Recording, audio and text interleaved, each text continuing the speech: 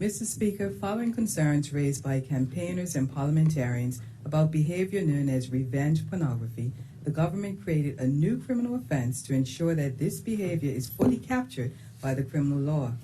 Revenge pornography is a broad term, usually involving an individual, often an ex-partner, uploading onto the internet intimate sexual images of the victim to cause the victim humiliation and embarrassment. I rise today to inform this Honorable House that the Criminal Code Amendment Non-Consensual Sharing of Intimate Images Act 2021 received royal assent on the 11th of June 2021, and the Non-Consensual Sharing of Intimate Images, aka Revenge Porn, Sections 199A to 199E, were inserted into the Criminal Code from 15 June 2021. When legislators consider changes to criminal justice legislation, they often face the question of whether the changes will prevent people from committing crimes. Mr. Speaker, I have been advised by the Director of Public Prosecutions and am pleased to report that in the 18 months since the introduction of those sections, there have been few incidents of this type brought to her attention for a decision on prosecution in relation to adult offenders. Unfortunately, the DPP reports that there has been an uptake in complaints among our young people since the onset of the COVID-19 pandemic, which are just recently coming to light. In deciding whether to bring a public prosecution in relation to these complaints, the DPP has shared that when assessing whether a prosecution is required in the public interest, attention must be given to the principles set out in the Code for Crown Counsel, but that also in these cases, one factor that may warrant particular consideration is the involvement of younger or immature perpetrators. Children may not appreciate the potential harm and seriousness of their communications, and as such, the age and maturity of suspects should be given significant weight, particularly if they are under the age of 18. Mr. Speaker, the consequences of our children involving themselves in this type of behavior results in them being exposed, humiliated, embarrassed, or cause reputational damage.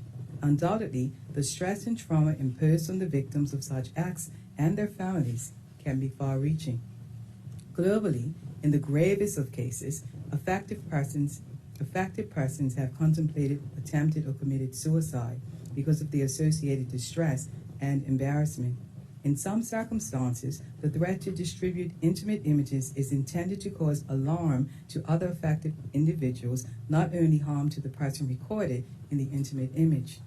Whatever the likely or intended harm, once intimate images have been shared digitally, I'm having a hard morning, without consent, it is difficult or impossible to contain them from spreading like wildfire. In preparation for prosecutions that may result, the DPP has ensured that the Crown Counsel in her department are appropriately trained. The department's November 2022 trainings specifically involved a discussion on framing and definition of terms, an examination of the statutory infrastructure that supports a revenge porn prosecution, and advocacy techniques that prosecutors might find useful in the presentation of these cases. As a result of this training, a specific policy for the prosecution of those offenses is being created by the DPP. Mr. Speaker, the Department of Public Prosecutions works closely with the Vulnerable Persons Unit of the Bermuda Police Service.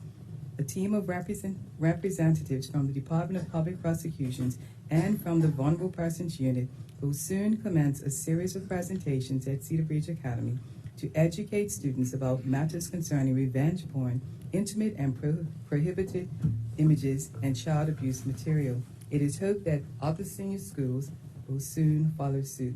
Mr. Speaker, the government has been unfaltering in reforming our laws to ensure adequate safeguarding of our children and guaranteeing that the new child safeguarding laws are effectively implemented and operationally successful. In closing, Mr. Speaker, I extend additional gratitude to the DPP and her stalwart team of Crown prosecutors and witness care officers for their persistent efforts to support victims and achieve successful prosecutions in these extremely sensitive cases. When speaking on this topic, Mr. Speaker, I always close with a clarion call to the public to remind us that every child deserves a safe and healthy childhood, which means that we must all remain vigilant and play our role as we continue to protect our children from those who seek to cause them harm.